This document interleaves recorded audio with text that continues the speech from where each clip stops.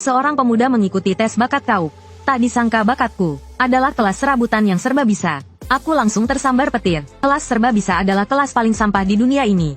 Guru menyuruhku untuk tidak putus asa, karena masih ada kesempatan untuk berganti kelas. Teman sekelasku mencemoohku, dan menyuruhku pulang untuk membenturkan kepala ke tahu sampai mati. Aku kebingungan di tengah hujan deras. Seberapa keras pun aku berusaha, bakat ini tidak akan memiliki masa depan. Terpikir adikku di rumah yang rela kerja keras sebagai buruh anak, demi membiayai kuliahku. Aku merasa bersalah padanya. Tiba-tiba, sebuah kotak biru muncul di samping mataku. Informasi sistem telah diaktifkan yang menyala di atasnya membuatku tercengang. Detik berikutnya, sistem otomatis terikat dengan sukses.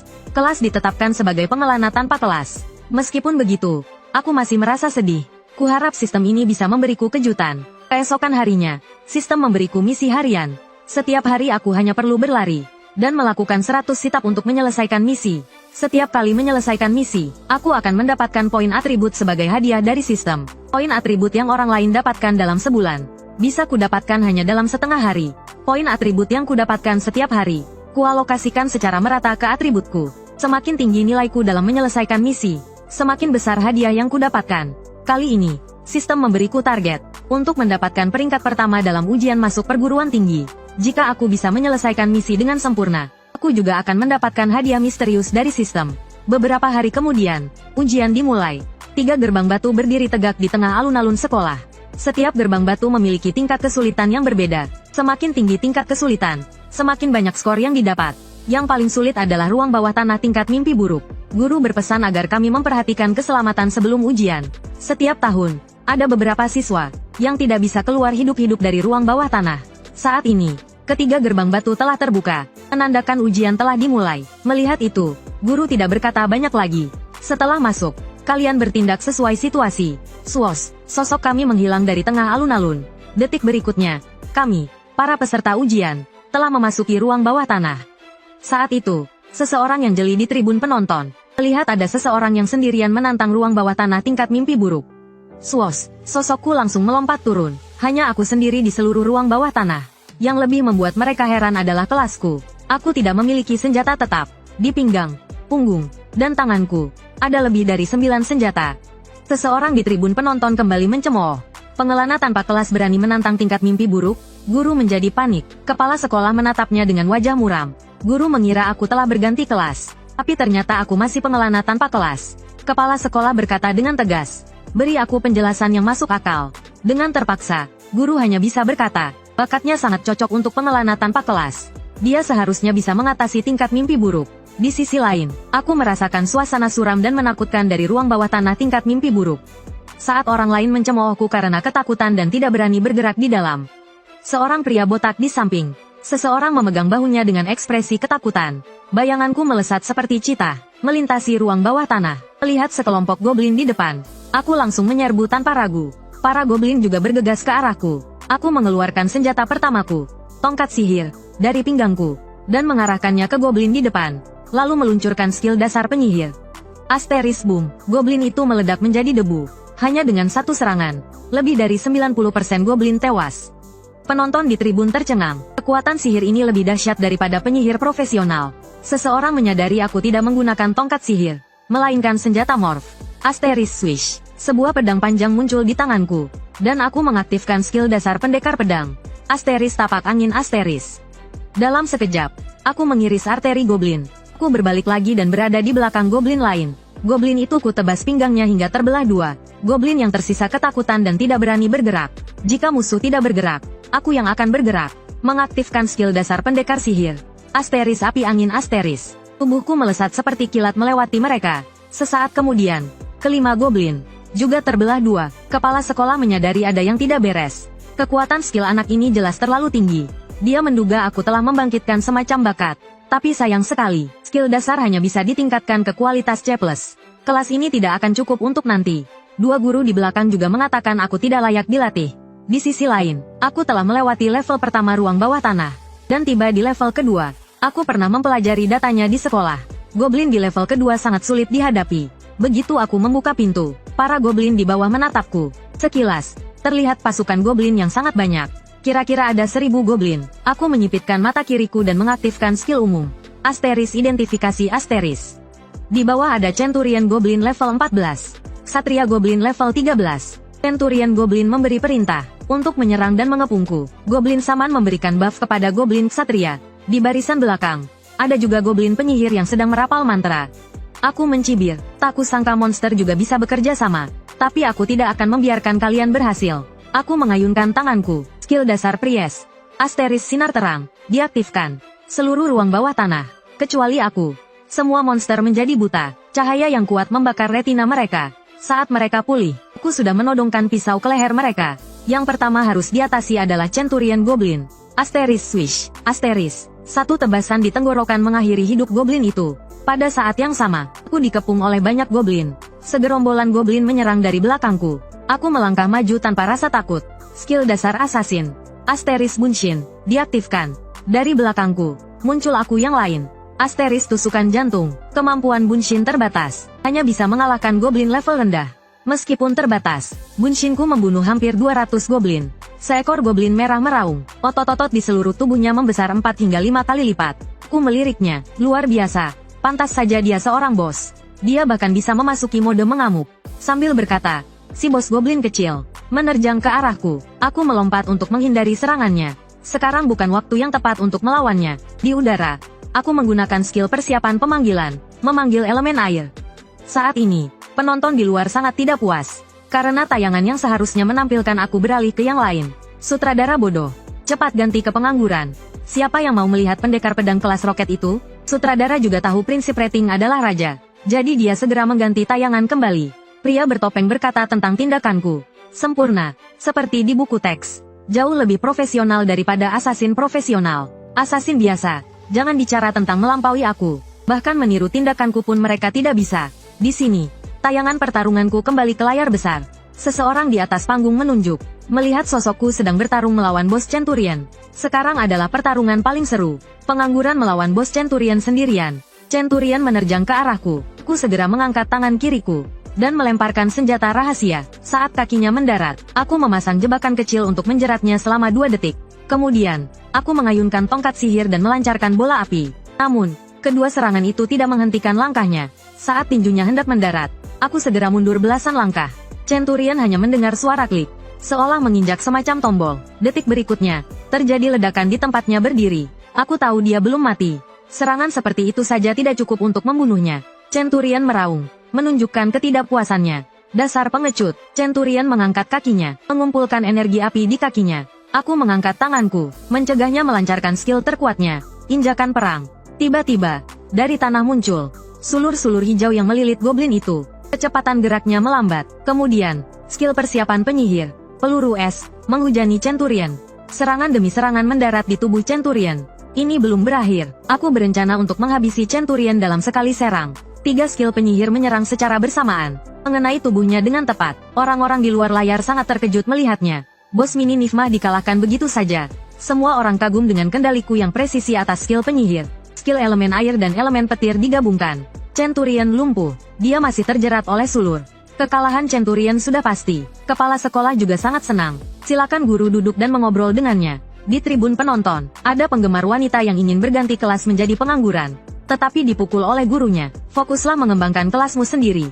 Jangan pikirkan yang lain. Yun Chen itu orang yang bisa kau pelajari. Tetapi tidak bisa kau tiru. Setelah membersihkan monster-monster kecil, aku tiba di tahap terakhir. Selama aku menyelesaikan ini, agar adikku bisa hidup lebih baik, guru dan kepala sekolah memarahiku brengsek. Tanpa istirahat, aku langsung masuk. Goblin di dalamnya tidak hanya banyak, tetapi juga level menengah ke atas. Aku merasakan ada 315 goblin, 260 level menengah, 55 level tinggi. Tiba-tiba, goblin penyihir menyerangku. Aku menjentikkan jariku, membuat elemen air di belakangku menangkis serangan. Terdengar suara ledakan. Sihir pemanggilan elemen airku menghilang bersamaan dengan serangan itu. Selanjutnya, waktuku untuk bersinar. Klik, aku mengangkat senapan laras ganda di bahuku. Beberapa penonton berpikir, aku tidak bisa menguasai kelas penembak. Dor, aku langsung menembak kepala goblin dengan tepat. Penggemar wanitaku berdiri memberiku semangat. Orang yang tadi bicara menyadari dia berbicara terlalu cepat. Skill niat membunuh diaktifkan. Setiap lapisan meningkatkan niat membunuh. 2% kecepatan menembak dan bergerak. Beberapa tembakan berturut-turut membuat para goblin panik. Skill penembak jitu. Geser penembak jitu. Diaktifkan. Menghindari serangan sihir. Aku sampai di garis depan. Tiba-tiba berdiri dan menghadap sekelompok besar goblin. Aku menembak secara membabi buta. Dan ada banyak bola api di atasku. Terkena itu bukan lelucon. Aku menghentakkan kakiku, melompat ke langit dan berputar. Aku berputar sambil menembak. Semua goblin di bawah, tanpa terkecuali, terkena tembakan di kepala. 10 menit kemudian, hanya aku yang berdiri di level ini. Penampilanku ditayangkan di layar lebar. Semua orang mengagumi keahlianku menembak. Penggemar wanitaku bertambah banyak. Ada orang yang berteriak ingin memberiku anak. Guru memujiku. Tidak hanya berani tetapi juga cerdas. Saat ini, kedua pistol besi hitamku rusak. Aku terus maju. Aku melempar kedua senjata itu, meninggalkannya di sini selamanya. Kepala sekolah melihat aku hanya menggunakan senjata besi hitam, dan langsung melihat ke arah guru. Sebagai seorang guru, mengapa kau membiarkan muridmu menggunakan barang rongsokan untuk ujian masuk? Dia tahu keluargaku miskin dan kesulitan. Seandainya dia tahu, kepala sekolah akan memberiku 2 senjata bagus. Sekarang aku sampai di ruang terakhir. Jika aku melewati level ini, aku benar-benar nomor 1. Kepala sekolah berhenti bercanda. Bisakah dia mengalahkan bos terakhir dan menjadi juara provinsi? Tergantung pertarungan selanjutnya. Jika Yun Chen bisa menjadi juara provinsi, maka dia akan tercatat dalam sejarah. Tetapi jika dia gagal, itu karena gurunya tidak menyiapkan senjata terbaik, maka karir guru itu akan berakhir. Mendengar ini, guru itu berdoa berkali-kali dalam hati. Ayo semangat. Saat aku melangkah masuk ke ruang terakhir, layar lebar tiba-tiba berkedip, lalu menampilkan gambar seorang pria yang terbunuh. Dan bukan hanya satu orang, tetapi sudah ada belasan korban jiwa. Terlihat beberapa sinar cahaya muncul di lingkaran teleportasi. Banyak orang melarikan diri kembali dengan luka parah. Mereka terlalu fokus pada Yun Chen, dan mengabaikan bahaya ujian masuk perguruan tinggi kali ini. Kepala sekolah memerintahkan kru siaran untuk mengganti gambar. Saat ini, dibutuhkan seseorang untuk membangkitkan semangat. Aku pun sedikit ragu. Monster kali ini terlalu kuat. Ditambah dengan energi yang sudah kukeluarkan sebelumnya, aku mungkin akan kesulitan. Sampai di tempat terdalam, bos, Raja Gore berkata, aku sudah lama menunggumu di sini, penantang. Raja Gore berdiri dengan cepat. Hanya dengan berdiri saja, aura yang dipancarkannya membuatku terkejut. Aku diam-diam menggenggam tombakku. Detik berikutnya, aku melepaskan auraku dan berkata pada Raja Gore, kau hanya punya waktu 20 detik untuk hidup. Guru berkata dengan lantang. Dia langsung mengaktifkan teknik ledakan darah. Ini terlalu berisiko. Bahkan kepala sekolah pun marah besar setelah melihatnya, dan menyuruh guru untuk mengambil obat penurun tekanan darah. Aku menggunakan tusukan sekejap, langsung menuju jangkauan serangan Raja Gore. Raja Gore berkata, kecepatanmu lumayan, tapi masih terlalu lemah. Dalam sekejap mata, Raja Gore mengayunkan kapaknya ke arahku. Dengan satu tebasan, tubuhku terbelah 2. Semua orang merasa sayang. Kakak Yun dikalahkan hanya dalam satu serangan. Sayang sekali, hanya kepala sekolah yang menyadari rencanaku. Yang tertebas tadi adalah klonku, sedangkan aku yang asli sudah berada di belakangnya. Shoot, tombakku menusuk tubuhnya. Sret, aku meluncur turun dari tulang punggungnya. Raja Gore menoleh dan berkata, manusia licik. Tapi begitu dia selesai bicara, serangan sihirku sudah datang. Keahlian dasar penyihir, cahaya terang. Kuarahkan ke matanya. Saat Raja Gore dibutakan oleh cahaya, keahlian tombakku yang sudah kulatih selama 2,5 tahun kutajamkan. Habisi selagi lemah. Tiba-tiba aku melotot, merasa ada yang tidak beres. Karena serangan licikku, Raja Gore masuk ke mode mengamuk lebih awal. Celang, tombakku patah saat menyentuh tubuhnya. Serangan Raja Gore sudah ada di depanku. Boom, tanah tempatku berdiri meledak, menimbulkan banyak debu. Aku mundur, dan menggunakan keahlian dasar, Lilith. Waktu ledakan darah hampir habis. Tersisa 13 detik. Jika terus begini, aku pasti kalah. Di layar lebar, semua orang menatapku dengan cemas. Kepala sekolah melirik guru dengan tajam. Hal yang paling tidak seharusnya muncul dalam pertarungan ini adalah senjata sampah tingkat besi hitam. Jika Yun Chen mati, kau yang bertanggung jawab sepenuhnya. Aku tidak bisa terus membuang waktu. Harus cepat selesai. Aku mengaktifkan keahlian dasar penjelajah, persepsi kelemahan. Tapi saat ku pandangi, dia sama sekali tidak punya titik lemah. Raja Golem menebas dengan kapaknya, tapi aku menghindar dengan cepat. Dia melancarkan serangan beruntun, tapi semuanya ku hindari dengan sempurna. Aku mundur selangkah untuk menjaga jarak. Aku harus menjaga jarak dengannya. Tiba-tiba dia menghentakkan kakinya. Boom, tanah di sekitarnya runtuh. Aku merasa ada yang tidak beres. Tidak hanya keseimbanganku goyah, aku juga harus menangkis serangan Raja Golem. 2. Aku dibanting ke dinding olehnya. Ledakan darah hanya tersisa 9 detik. Para penggemar di luar arena sangat khawatir. Kepala sekolah masih menyalahkan guru karena tidak memberiku senjata yang lebih baik. Saat tersandar di dinding, aku teringat adikku. Jika aku mati, tidak ada yang akan menjaganya. Saat serangan Raja Golem akan mendarat, aku mulai bergerak. Keahlian druid prasyarat diaktifkan. sulur berduri muncul dari tanah. Saat Raja Golem menyerang sulur, aku melihat luka di punggung Raja Golem. Ledakan darah tersisa 3 detik. Aku muncul di belakangnya. Saat Raja Golem berbalik, sulurku bergerak. Sulur mengikat Raja Golem, membuatnya tak bisa bergerak. Semua penonton bersorak untukku. Boom! Api menghantam Raja Golem. Raja Golem tersenyum. Serangan seperti itu tidak cukup untuk membunuhnya. Ledakan darah berakhir. Aku melihat ke tanah di belakangnya. Ada tombak tertancap di sana. Sret! Tubuh Raja Golem tertusuk tombak. Aku senang. Akhirnya aku mengalahkan Raja Golem. Tanganku gemetar karena kelelahan. Suara sistem ujian masuk terdengar. Selamat, Yun Chen. Kamu telah menyelesaikan Dunggeon tingkat mimpi buruk. Dalam waktu 14 menit 47 detik, pencapaianmu telah tercatat. Raja Golem menjatuhkan banyak harta. Levelku naik dari 10 menjadi 13. Gelar juara ujian sudah pasti kudapatkan. 3 harta itu adalah sihir cepat, aura serangan kuat, dan kegigihan diri. Aku segera menyerap bakat sihir cepat. 3 rumput hijau muncul di dahiku. Aku juga mendapatkan pelindung bahu, ikat pinggang, pelindung bahu hutan hijau, dan sarung tinju pelindung bahu hutan hijau. Setelah semuanya siap, aku bersiap untuk teleport keluar. Saat aku keluar, kulihat banyak guru dan murid menontonku. Tak terkalahkan, mereka semua berteriak bersamaan. Dewa Yun tak terkalahkan, idola semua orang. Aku sampai bingung, apa aku jadi terkenal hanya karena ikut ujian? Dekan dan guru mengajakku berfoto bersama. Kepala sekolah bahkan mengantar aku pulang dengan Rolls Royce pribadinya. Murid lain tercengang melihatnya. Mereka belum pernah melihat murid diperlakukan seperti ini. Kepala sekolah menyuruhku istirahat di rumah. Nanti aku dikabari kalau hasilnya sudah keluar. Setelah aku pergi, kepala sekolah menerima telepon dari dinas pendidikan. Kepala sekolah berkata dengan tenang, rubah-rubah tua ini lebih cepat dari yang kukira. Malam itu juga aku bergegas pulang ke rumah. Saat makan malam, aku memberitahu adikku bahwa aku lulus ujian dan menjadi juara pertama. Adikku sangat gembira sampai tak bisa berkata-kata. Aku mencubit hidungnya dengan penuh kasih sayang dan berkata, mulai sekarang kita bisa makan enak setiap hari, dan tinggal di rumah besar. 5 hari kemudian, aku kembali ke Chang untuk menyelesaikan tugas harian sistem.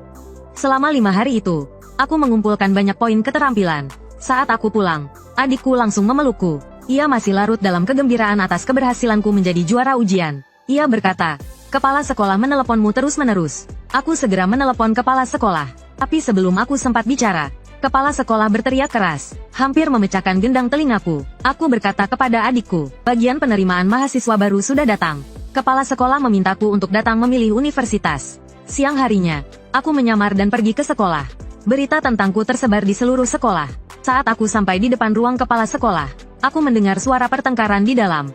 Salah satu dari mereka berkata agar Hui Chen segera memilih jurusan, atau dia tidak akan bisa masuk ke universitas kami. Wajah kepala sekolah menjadi gelap. Apa maksud Universitas Qingda? Apakah kalian datang untuk merendahkan juara kota kami? Perwakilan Universitas Qingda meminta kepala sekolah untuk tenang. Tempat kecil ini tidak pantas membuat Anda marah. Ia juga mengatakan bahwa aku bisa menjadi juara ujian. Pasti karena menggunakan cara-cara curang. Hal ini membuat kepala sekolah memaki-maki. Kalau kau bicara sembarangan lagi, aku akan merobek mulutmu. Seorang wanita lain mengeluarkan auranya. Akademi Dongyun adalah bagian dari Jiangnan. Qingda sangat memaksa. Apakah kalian pikir Jiangnan tidak punya orang hebat? Perwakilan Qingda membalas. Kalau berani, tunjukkan padaku berapa banyak orang hebat yang dimiliki Jiangnan. Kepala sekolah berteriak, cukup. Kalian datang untuk merekrut mahasiswa atau berkelahi? Perwakilan Qingda mengatakan bahwa mereka tentu saja datang untuk merekrut mahasiswa. Tetapi Qingda meragukan juara provinsi kali ini. Karena ada banyak kecurangan. Asteris brak. Asteris. Aku mendobrak pintu. Setelah menguping begitu lama, aku akhirnya tidak tahan lagi. Jadi, menurut senior Qingda, kau ingin bertanding denganku? Kepala sekolah melihatku masuk, dan ingin memperkenalkan semua orang yang hadir. Aku bilang tidak perlu. Aku sudah mendengar semuanya di pintu. Lalu aku berjalan ke arah perwakilan Qingda. Karena kau sangat meragukan kemampuanku. Bagaimana kalau kau mencobanya sendiri? Sebagai juara yang curang, aku menantangmu. Jika dalam 5 gerakan aku tidak bisa mengalahkanmu, aku kalah. Kepala sekolah menasihatiku untuk tidak gegabah. Dia sudah belajar selama setahun. Entah berapa banyak keterampilan yang sudah dipelajarinya. Perwakilan Qingda mengira dia diuntungkan. Ia langsung menyetujuinya. Kepala sekolah gemetar karena marah. Dengan perbedaan 6 level, kau tidak akan bisa menang. Siang harinya, sekelompok orang datang ke arena sekolah. Guru Universitas Qingda membuka suara. Meskipun dianggap menang jika tidak kalah dalam 5 gerakan, tetap saja terasa kurang memuaskan. Siswa Qingda menyatakan bahwa dirinya bisa mengalahkanku dalam 3 gerakan saja. Aku menyuruhnya untuk berhenti banyak bicara, dan segera mulai jika ingin bertarung. Dengan cepat, dia mulai merapalkan mantra. Kekuatan elemen api berkumpul di tongkat sihirnya. Namun, saat dia mengangkat kepalanya, dia mendapati bola apiku sudah lebih dulu mendatanginya. Mau tak mau, dia mengubah sihirnya dan menggunakan perisai sihir untuk bertahan. Saat dia mendongak, dia melihat 6 bola api lagi terbang ke arahnya. Duar, bola api besar langsung melahap tubuhnya. Aku menatapnya dengan dingin, tanpa kemampuan. Untuk apa menyombongkan diri? Saat ini, siswa Kingda itu sudah menjadi arang. Aku menginjak punggungnya dengan keras. Hanya seorang siswa Kingda berani lancang di hadapanku. Sang guru sampai melongo kaget. Yun Chen benar-benar bisa melancarkan bola api instan. Total waktunya kurang dari 2 detik. Dekan juga merasa tak percaya. Ini pertama kalinya dia melihat tanpa jeda seperti itu. Beberapa guru menduga mungkin bakatnya telah berevolusi. Kepala penerimaan siswa melotot. Dia menyadari keahlianku bisa berevolusi. Ditambah dengan kemampuan bertarung yang luar biasa. Aku benar-benar jenius yang sempurna. Saat ini, semua orang mengerubungiku. Dan ingin membujukku untuk bergabung dengan universitas mereka. Soal sumber daya, semuanya bisa dibicarakan. Guru Kingda mendengus dingin. Apa hebatnya, dia tetap saja seorang pemain serba bisa yang biasa saja. Nantinya tidak akan ada perkembangan di masa depan. Lalu dia juga menasihati beberapa guru untuk tidak tertipu oleh anak kecil ini. Tetapi guru-guru lain tidak menghiraukannya. Mereka berkata, itu masih lebih baik daripada siswa elit Kingda kalian. Kata-kata itu membuat sang guru kesal dan langsung pergi. Dia tidak peduli dengan siswanya yang merintih kesakitan di tanah. Aku merasa pusing menghadapi celotehan para guru. Sebenarnya aku ingin menolak semuanya. Saat itu, guru wanita itu melambaikan tangannya dan mengajakku bergabung dengan Universitas Jiangnan mereka. Wanita itu berjanji padaku, selama aku tidak gugur di tengah jalan dan mempertahankan prestasi yang unggul, aku bisa meminta apa saja. Mereka juga akan membuatkanku senjata payung 1000 mesin yang cocok untuk pemain serba bisa. Hal ini membuat guru-guru yang hadir terkejut. Kali ini, Universitas Jiangnan benar-benar serius. Sepertinya anak kecil bernama Yun Chen ini akan menjadi luar biasa. Mataku melotot. Yang paling kubutuhkan saat ini adalah senjata untuk pemain serba bisa. Aku tidak ragu lagi. Aku memilih Universitas Jiangnan. Sebenarnya ada satu alasan lagi. Universitas Jiangnan ini sangat dekat dengan sekolah. Setelah penerimaan siswa selesai, aku pergi ke taman belakang sekolah. Aku mengaktifkan keahlian kilat dewa. Seketika menghilang dari tempatku berdiri. Dengan sentuhan ringan di ujung kaki, aku sudah berdiri di tengah gazebo sekolah. Beberapa kali aku mengaktifkan keahlian kilat dewa dengan cepat. Berteleportasi terus-menerus di udara. Hanya dalam 30 detik, aku sudah terengah-engah beristirahat di atas pohon. Saat membuka ponsel, aku melihat sekolah dan dinas pendidikan mengirimkan hadiah uang 7 juta. Kupikir aku harus pulang dulu menjenguk adikku. Sekejap, bayanganku menghilang dari tempat itu. Sesampainya di rumah, Universitas Jiangnan sudah mengirimkan senjata untuk pekerjaan penyendiri. Mereka juga menekankan satu hal, agar aku bisa segera menggunakan senjata itu. Sore itu juga aku pergi ke gudang untuk mengambilnya. Aku mengerti maksud mereka, yaitu mereka sangat memperhatikanku. Aku melihat senjata di dalam kotak. Tombak panjang ini bernama pemecah barisan. Sejenis senjata payung multibentuk. Seluruh senjata ini bisa memberikan 3 bentuk, dan daya tembusnya bisa meningkat 35%. Senjata yang sangat bagus. Aku sangat puas dengan senjata ini. Akhirnya aku tidak perlu lagi membawa banyak senjata. Selain itu, orang-orang dari Universitas Jiangnan juga mengirimkan banyak buku keterampilan dasar untuk berbagai pekerjaan. Ini membuat mataku berbinar. Keterampilan ini bagiku sangat berharga. Terakhir, orang itu juga mengirimkan kunci villa dan mobil hadiah dari universitas. Ini adalah perlakuan khusus yang hanya diberikan kepada juara provinsi. Ketika adikku melihat villa ini, dia tidak bisa mempercayai matanya. Aku memintanya untuk tidak terlalu bersemangat. Ini akan menjadi rumah kita mulai sekarang. Saat itu, aku sudah mulai membayangkan kehidupan di Universitas Jiangnan. Hari-hari berikutnya, aku mempelajari keterampilan dasar pekerjaanku dan menyelesaikan tugas harian sistem. Akhirnya, aku membawa adikku bermain ke berbagai taman hiburan. Ini juga semacam perpisahan terakhir. Pada hari terakhir, orang-orang dari Universitas Jiangnan datang menjemputku. Adikku menangis karena tidak rela berpisah denganku. Aku memintanya untuk menjaga diri baik-baik di rumah. Aku meninggalkan uang 5 juta untuk biaya hidup adikku. Jika habis, beritahu aku. Lalu aku berbalik dan tersenyum, bersiap berangkat ke Universitas Jiangnan. Sesampainya di kota Tianan, Provinsi Jiangnan, gerbang Universitas Jiangnan membuatku tercengang untuk beberapa saat. Aku melihat sekeliling, mencari teman sekelas yang hebat sebagai panutan. Saat itu, petugas penerima berkata kepadaku, berikan dia resume mahasiswa baru. Tanpa ragu, aku langsung memberikan resumeku kepadanya. Dia terkejut melihat resumeku. Jadi, kaulah Yun Chen dari kota Dongyun. Begitu petugas penerima itu bersuara, aku langsung menjadi pusat perhatian ratusan pasang mata. Ini membuatku bingung. Sepertinya semua orang memperhatikan diriku. Petugas penerima menyuruhku untuk mengikutinya. Dia akan bertanggung jawab penuh atas proses penerimaanku. Ini membuat banyak orang merasa tidak puas. Inilah perlakuan untuk peringkat pertama. Dalam perjalanan ke asrama, aku memintanya untuk menceritakan tentang akademi ini, sekaligus mencari tahu lebih awal tentang tempat ini. Sekolah ini terbagi menjadi 5 fakultas. Yang terkuat adalah Fakultas Perang. Aku menyambung perkataannya. Aku pernah mendengar tentang 3 fakultas lainnya, tapi yang paling ingin ku masuki adalah Fakultas Perang. Petugas penerima memberiku tatapan mengerti. 80% dari semua siswa baru di sini ingin masuk ke Fakultas Perang, tapi masuk ke sana cukup sulit. Setelah mengobrol beberapa menit, kami berdua tiba di asramaku. Saat melihat asramaku adalah sebuah villa besar, aku terkejut.